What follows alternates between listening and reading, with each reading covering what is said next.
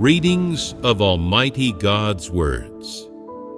Exposing Antichrists. Item 9. They do their duty only to distinguish themselves and feed their own interests and ambitions. They never consider the interests of God's house, and they even sell out those interests, trading them for personal glory. Part 7. 2. The interests of Antichrists. D. Their prospects and destiny.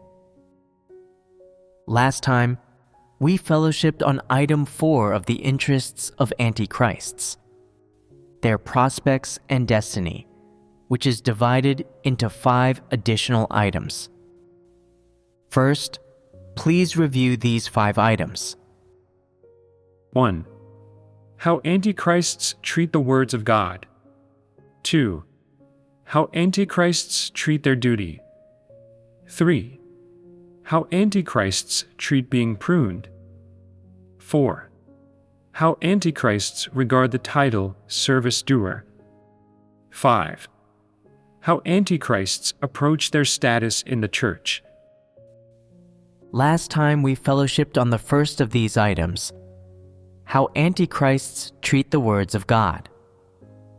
Firstly, we use the word study to expose one of Antichrist's primary attitudes in their treatment of the words of God.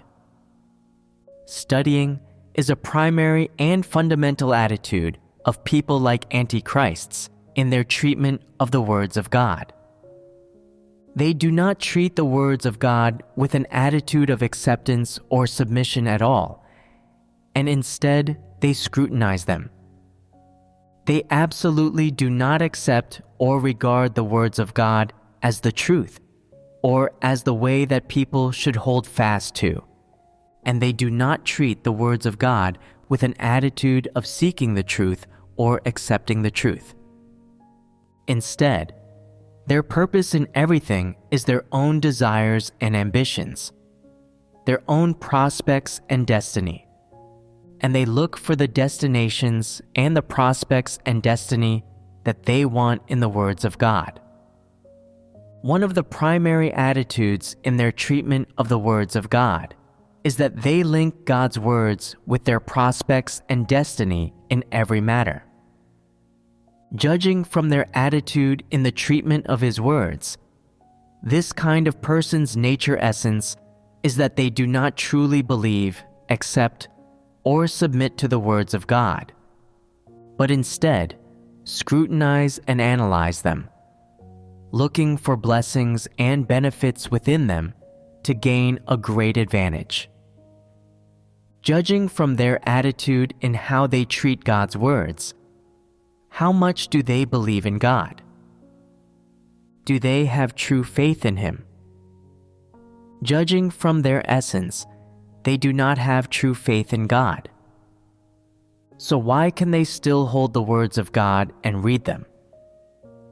Judging from their nature essence, intentions, and desires, they do not want to gain the truth and the path to changing their disposition from God's words, thereby achieving salvation.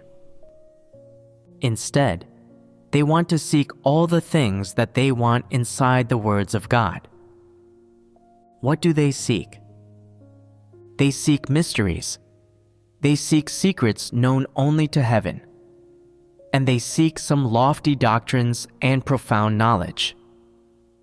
Therefore, judging by the attitude of this kind of person in their treatment of God's words and their nature essence, they are all out-and-out disbelievers. What they want is nothing more than a good destination, good prospects, and a good destiny. They do not accept the words of God with sincerity, but instead try to find various opportunities and avenues inside His words through which to get the things they want, and to satisfy their desires and ambitions for gaining blessings. Therefore, This kind of person will never regard the words of God as the truth or as the way they must abide by.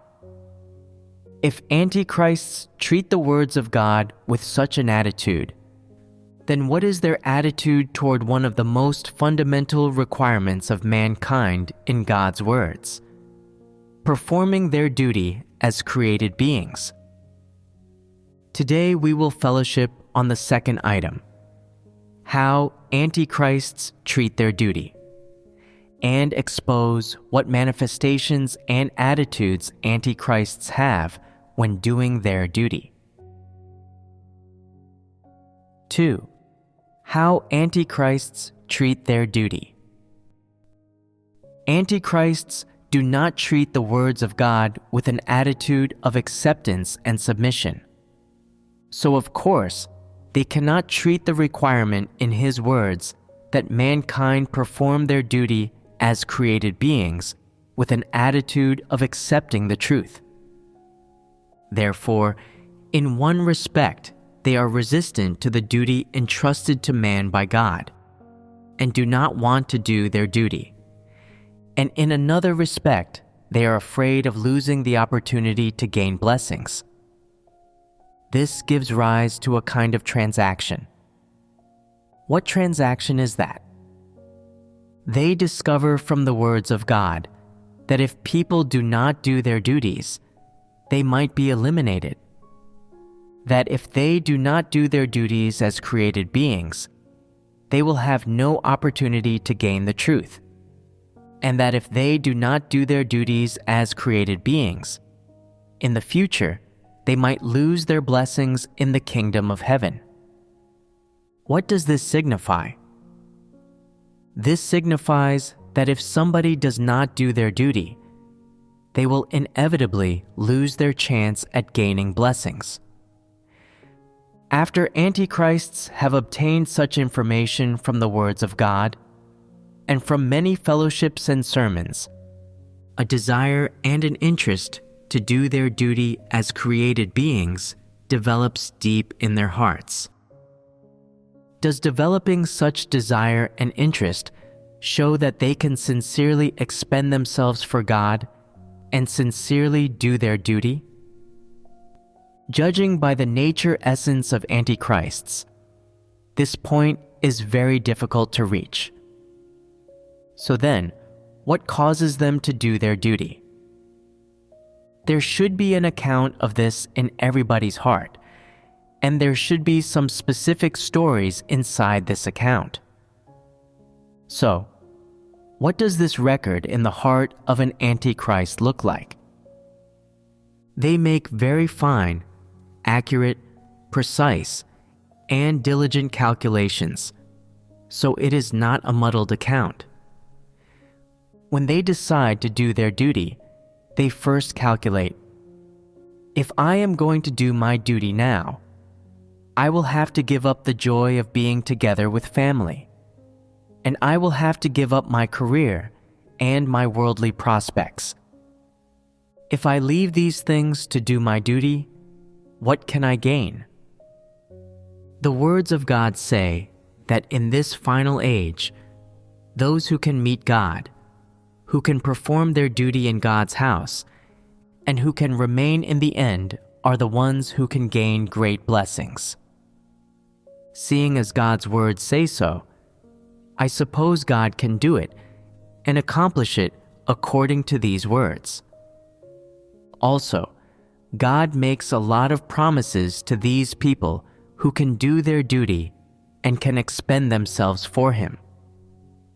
Through studying the words of God, they construe many promises made by God in the final age to people who do their duty, and this on top of their personal imaginings and all the notions created by their own analysis and scrutiny of these words, creates a deep interest in and impulse toward doing their duty. Then they go to pray before God, where they make solemn pledges and oaths, establishing their willingness to forsake and expend everything for God, to dedicate this life to Him, and give up all fleshly happiness and prospects.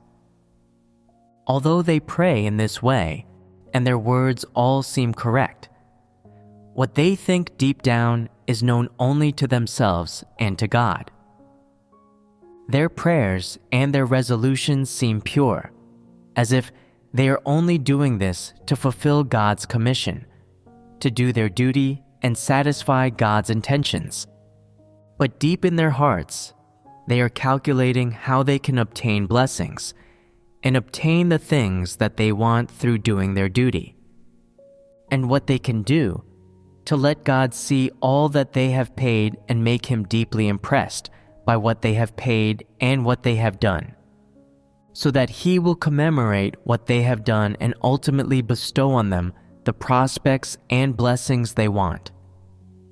Before deciding to do their duty, deep in their hearts, Antichrists are brimming with expectations toward their prospects, gaining blessings, a good destination, and even a crown, and they have the utmost confidence in attaining these things. They come to the house of God to do their duty with such intentions and aspirations. So, does their performance of duty contain the sincerity, genuine faith, and loyalty that God requires? At this point, one cannot yet see their genuine loyalty, faith, or sincerity, because everyone harbors an entirely transactional mindset before they do their duty. Everyone makes the decision to do their duty driven by interests, and also based on the precondition of their overflowing ambitions and desires. What is the Antichrist's intention in doing their duty? It's to make a deal, to make an exchange. It could be said that these are the conditions they set for doing duty. If I do my duty, then I must obtain blessings and have a good destination. I must obtain all the blessings and benefits that God has said are prepared for humankind. If I can't obtain them, then I won't do this duty. They come to the house of God to do their duty with such intentions, ambitions, and desires. It seems like they do have some sincerity. And of course, for those who are new believers and are just starting to do their duty, it can also be called enthusiasm. But there is no genuine faith or loyalty in this. There's only that degree of enthusiasm. It can't be called sincerity. Judging from this attitude Antichrists have toward doing their duty, it is wholly transactional and filled with their desires for benefits, like gaining blessings, entering the kingdom of heaven, obtaining a crown, and receiving rewards. So, it appears from the outside that many Antichrists, before being expelled, are doing their duty and have even forsaken more and suffered more than the average person. What they expend and the price they pay are on par with Paul, and they do no less running about than Paul either. This is something everyone can see. In terms of their behavior and their will to suffer and pay the price, they ought not to receive nothing. However, God does not regard a person based on their outward behavior, but based on their essence, their disposition, what they reveal, and the nature and essence of every single thing that they do. When people judge and treat others, they determine who they are based solely on their external behavior, how much they suffer, and what price they pay. And this is a grave mistake. The Antichrist's attitude in the treatment of their duty has been like this from the beginning. They come to God's house to do their duty with ambitions, desires, and transactions. This is what they calculate and plan deep in their hearts before doing their duty. What is their plan? What is the core and the focal point of their calculations? They are aiming to gain blessings, to have a good destination, and some people are even aiming to avoid disaster. This is their intention.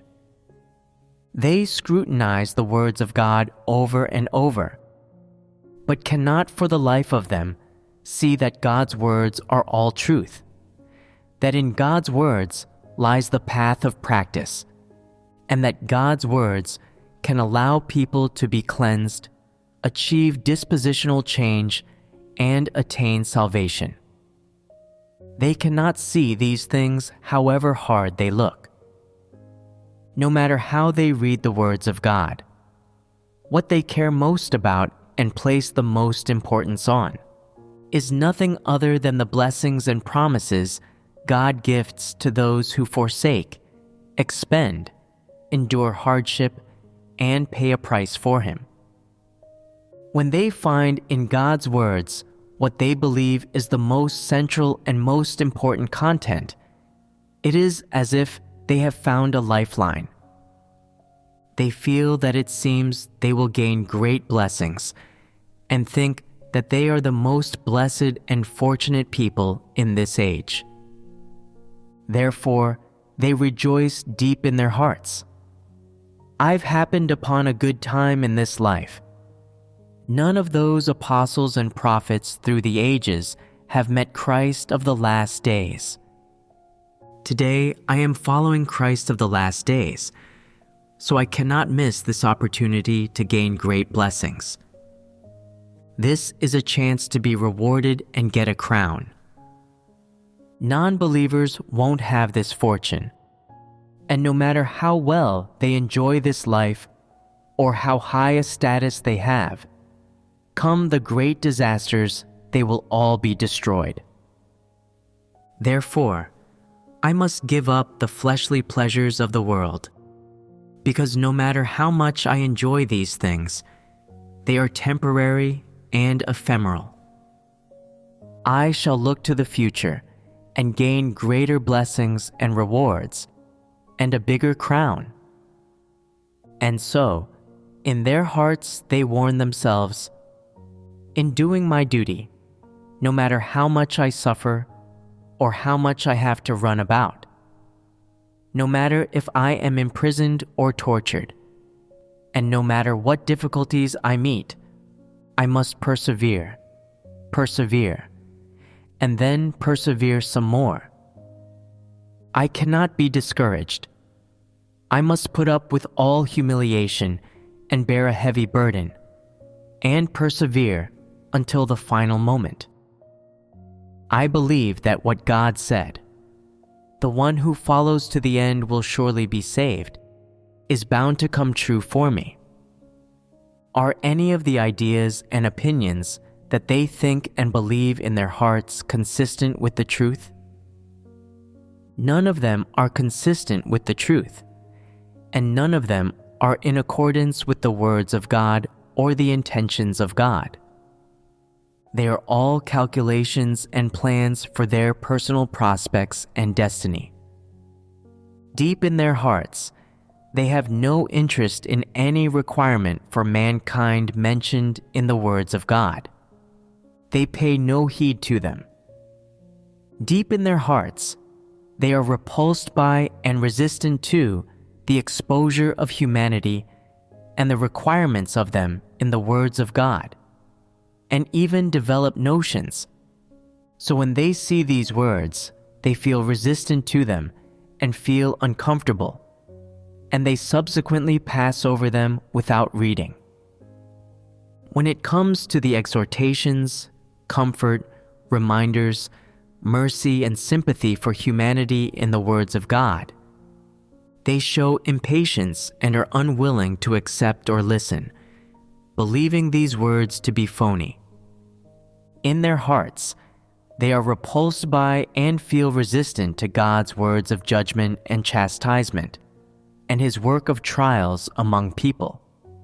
and they are unwilling to accept them, and they avoid them. Instead, they only take great interest in words about God's promises or blessings for humanity, and they even read them frequently to satisfy their heart's impatient desire to gain blessings, eager to be raptured into the kingdom of heaven right away and be freed from all suffering. When they can no longer persevere in the course of doing their duty, and they develop doubts about whether they can gain blessings, and their faith wavers, or when their willpower is not firm and they want to shrink back, they read these words and make them their motivation for doing their duty. They never try to ponder the truth in God's words in any of their chapters or passages, and they do not want to experience the judgment of the words of God in the slightest, let alone come to know themselves and clearly see the reality of mankind's profound corruption through those words of God which expose mankind's corrupt essence. They also turn a deaf ear to God's intentions, requirements, and exhortations for mankind, paying them no heed and treating them with an attitude of irreverence and indifference.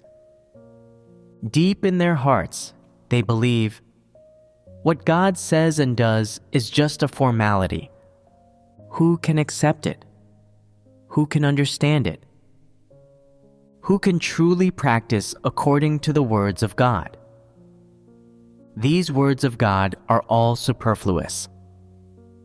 What's most realistic is for people to exchange their performance of duty for blessings. Nothing is more realistic than this. So, they search in God's words again and again, and once they have found this path, they regard doing one's duty as the only path to gaining blessings. These are the intentions, purposes, and innermost calculations of antichrists when doing their duty. So, what manifestations and revelations do they show in the course of doing their duty that allow people to see that the essence of such people is an antichrist essence through and through?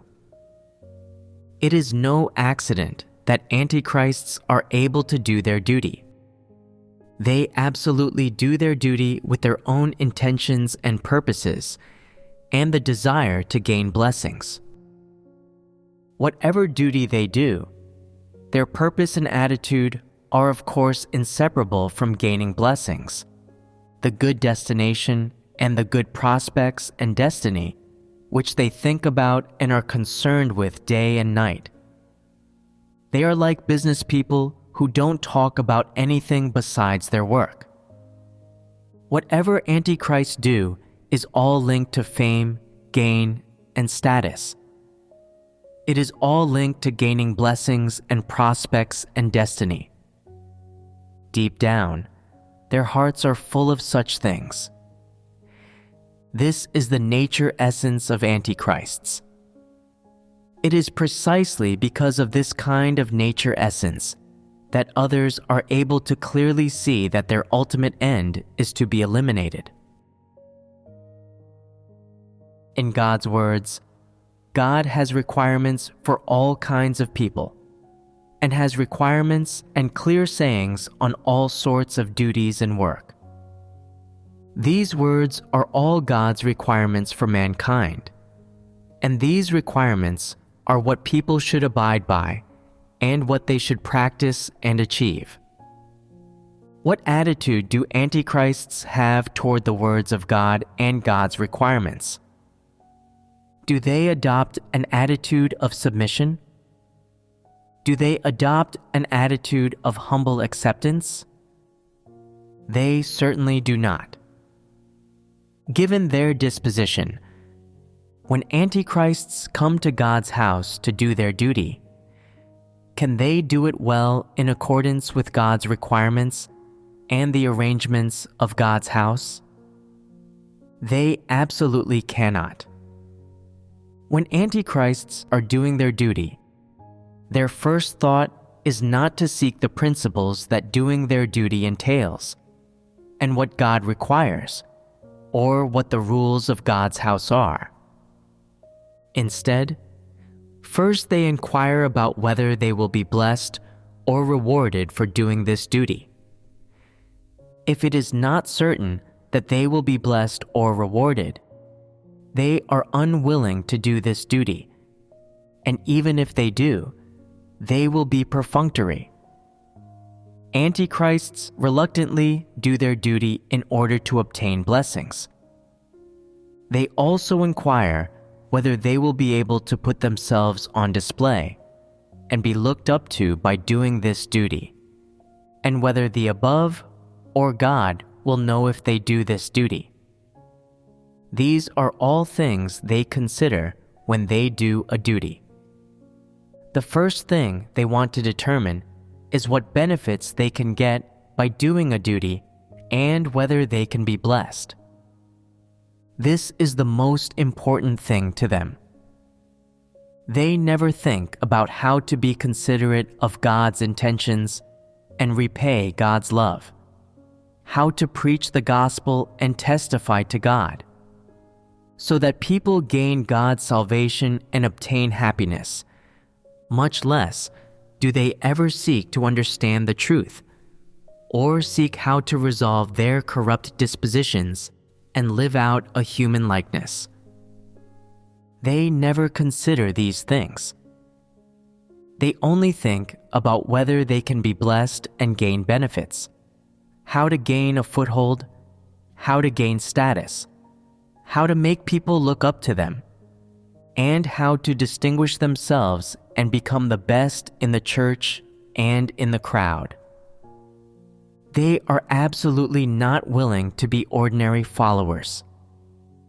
They always want to be the first in the church, have the final say, become leaders, and make everyone listen to them. Only then can they be satisfied. You can see that Antichrist's hearts are full of these things. Do they genuinely expend for God? Do they genuinely do their duty as created beings? Then what do they want to do? To hold power. That's right. They say, "As for me, in the secular world, I want to outdo everyone else. I have to be the first in any group. I refuse to come in second, and I will never be a sidekick. I want to be a leader and have the final say in any group of people I'm in. If I don't have the final say, then I will try all the means possible to convince you all, to make you all look up to me, and to make you choose me as the leader. Once I have status, I will have the final say. Everyone will have to listen to me. You will have to do things my way, and you will have to be under my control. No matter what duty the Antichrists do, they will try to put themselves in a high position, in a position of primacy. They could never be content with their place as an ordinary follower. And what are they most passionate about? It is standing in front of people, giving orders and telling people off, making people do as they say. They never think about how to do their duty properly. Much less, while doing their duty, do they seek the truth principles in order to practice the truth and satisfy God. Instead, they rack their brains for ways to distinguish themselves, to make the leaders think highly of them and promote them, so that they themselves can become a leader or worker and can lead other people. This is what they spend all day thinking about and hoping for. Antichrists are not willing to be led by others, nor are they willing to be an ordinary follower, much less to go quietly about doing their duty without fanfare. Whatever their duty, if they cannot be front and center, If they cannot be above others and lead other people, they find doing their duty boring and become negative and start slacking. Without the praise or worship of others, it is even less interesting to them, and they have even less desire to do their duty. But if they can be front and center while doing their duty and get to have the final say, they feel fortified and will suffer any hardship. They always have personal intentions in the performance of their duty, and they always want to distinguish themselves as a means to satisfy their need to beat other people and satisfy their desires and ambitions. While doing their duty, in addition to being highly competitive, competing in every regard, to stand out, to be on top, to get above others. They're also thinking about how to keep their current status, reputation, and prestige. If there is anyone who threatens their status or prestige, they stop at nothing and give no quarter in bringing them down and getting rid of them. They even use despicable means to suppress those who are able to pursue the truth, who do their duty with loyalty and a sense of responsibility. They are also full of envy and hatred toward brothers and sisters who perform excellently in their duty. They are especially hateful toward those whom the other brothers and sisters endorse and approve of.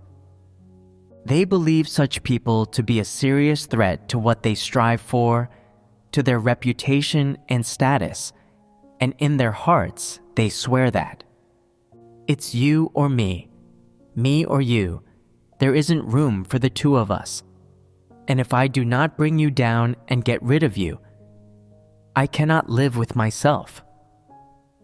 Toward brothers and sisters who express a different opinion, who expose them, or who threaten their status, they are relentless. They think of anything they can to get something on them in order to pass judgment on them and condemn them, to discredit them and bring them down, and they will not rest until they do. They have only one attitude in their treatment of any person. If that person threatens their status, they will bring them down and get rid of them. All of their sworn followers are people who flatter them, and whatever bad things these people do, and however much damage they cause to the work of the church and the interests of God's house, they will cover up for them and protect them.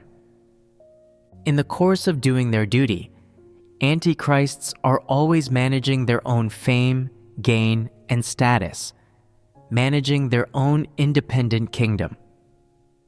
The essence of doing their duty is to fight for their independent kingdom and to fight for their own prospects and destiny.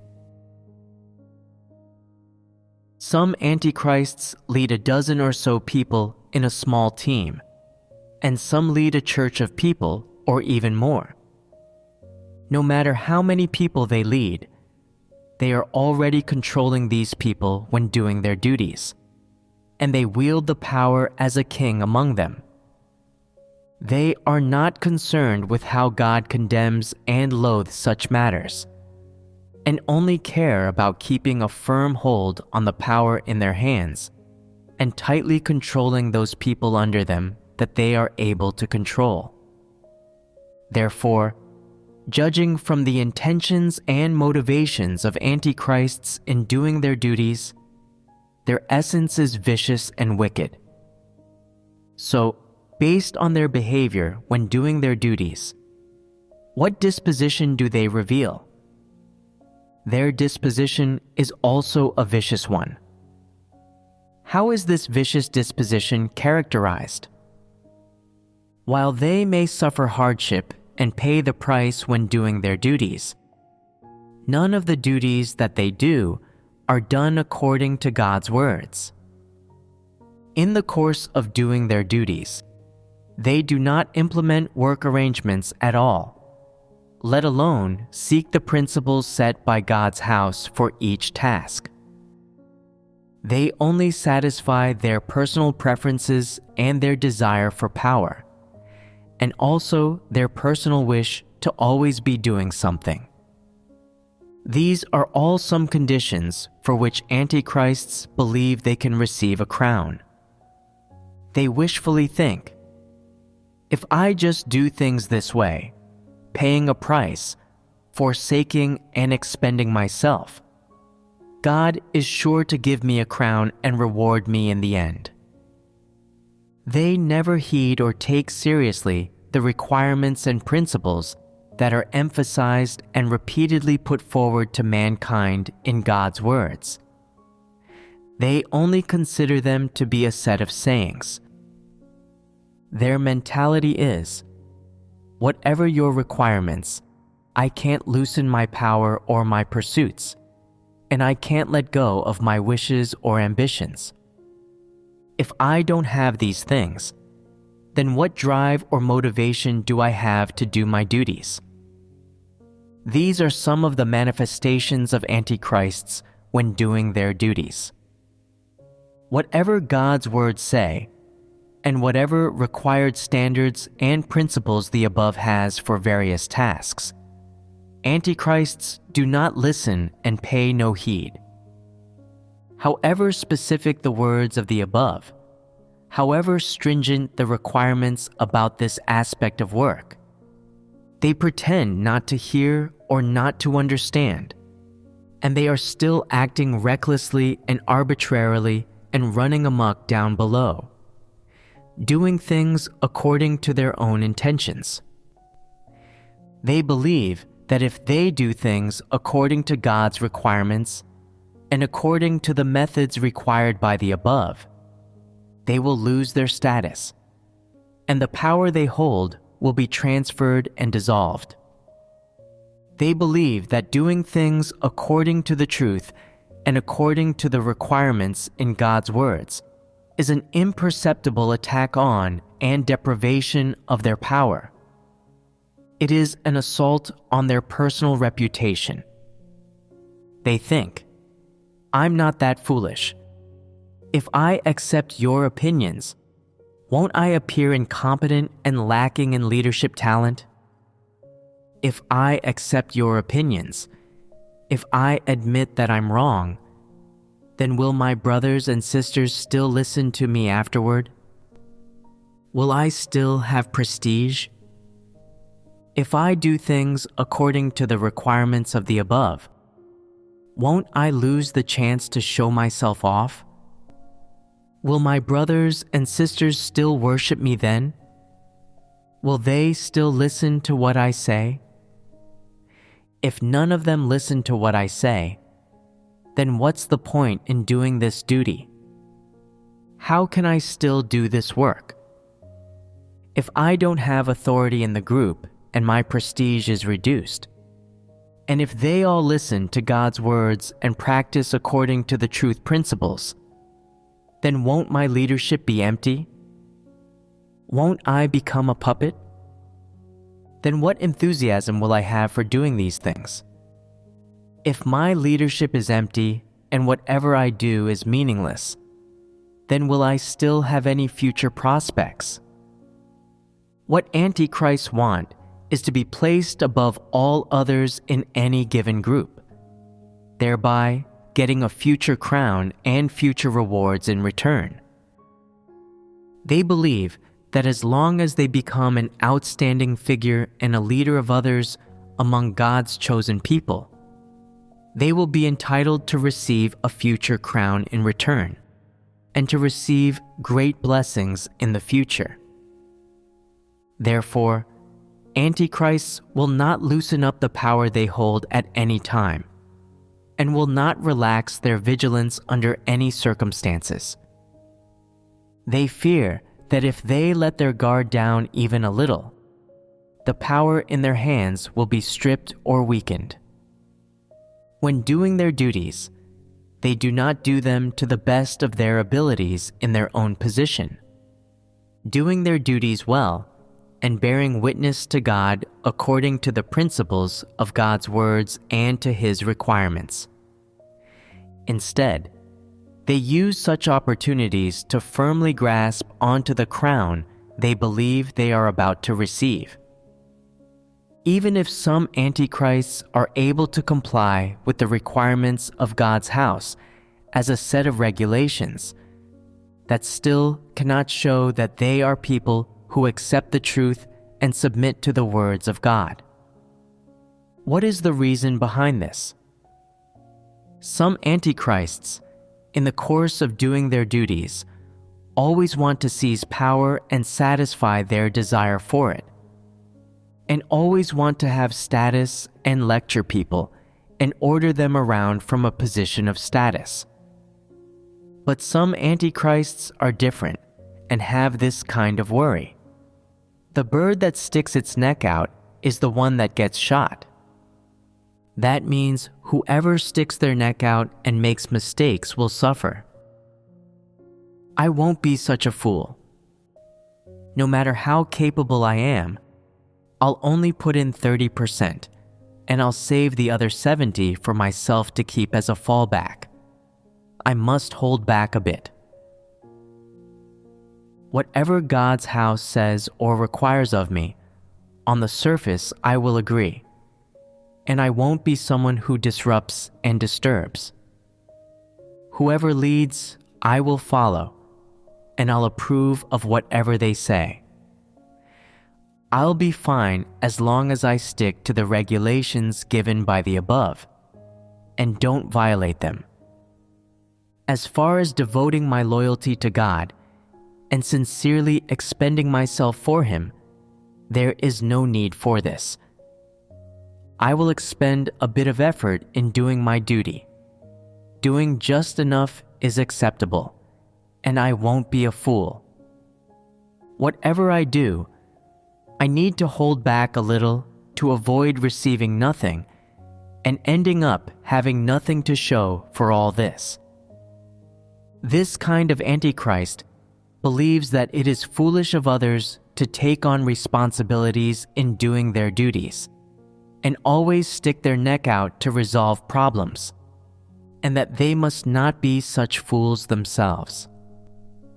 In their hearts, they know if someone pursues status and manages their own power, they'll get exposed sooner or later. But to practice the truth, they must pay a price, make an effort, offer their sincerity, and be loyal. They would have to suffer a lot of hardship, and they are not willing to do so. They adopt an approach of compromise, neither sticking their neck out nor shrinking back, following the middle path. They believe, I'll do whatever I'm asked. I'll just go through the motions and be done with it, and if I'm asked to do it better, I just won't do it. To do it better, I'd have to pay a higher price and check more materials. It would be so tiring. If God would give me extra rewards for doing it that way, then fair enough. But God's words don't seem to say anything about extra rewards. Since this is the case, then I do not need to suffer and tire myself out. It's better to just take it easy. Can such a person do their duty well? Can they gain the truth? Can those who do not strive toward the truth, but instead are perfunctory or negative, and slacking off in their work, receive God's approval? Absolutely not.